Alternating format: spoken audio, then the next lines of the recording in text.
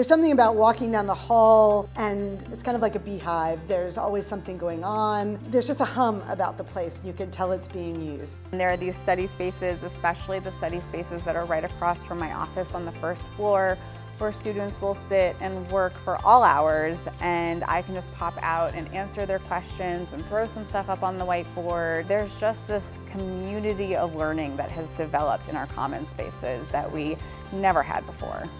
This building, the Cousin Center, has really been pivotal for undergraduate research because of the dedicated space that the students didn't have before and the equipment that we've been able to acquire here. In our curriculum, we have a lot of what we call course-embedded undergraduate research experiences, or CUREs. So all of the students at Cousins are all getting research in their classes regardless.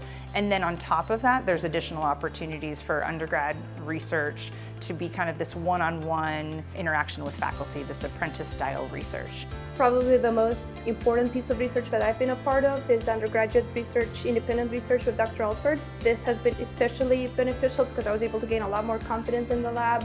Before the school semester especially starts, I was able to read and learn and understand more, and just having the faculty as a mentor support me and guide me along the way has been extremely helpful. I casually mentioned the concept of 3D printing and how we have 3D printers here. And a professor lined me up with Dr. Meyer, and suddenly I found myself with a job in the physics workshop. I built a laser. We built handheld cosmic ray detectors. In other programs, students don't have access to the equipment that we do, and typically their professors or their TAs will run the experiments on the machines while we get hands-on experience. And I'm really grateful for that, to make transitioning from Oglethorpe to grad school or Oglethorpe to lab teching much easier.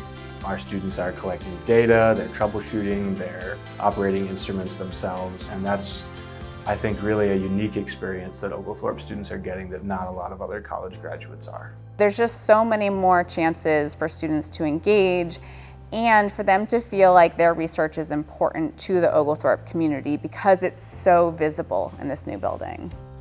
Thank you, thank you, thank you. You have made experiences possible for students that simply wouldn't be possible without this space. You have made it possible for a freshman to come on campus and become a scientist overnight, to imagine themselves in a research lab, to imagine themselves making discoveries with other colleagues, and to do that surrounded in a liberal arts environment so that they're constantly being prodded to ask those big world questions as well. So thank you. We couldn't have done this without you.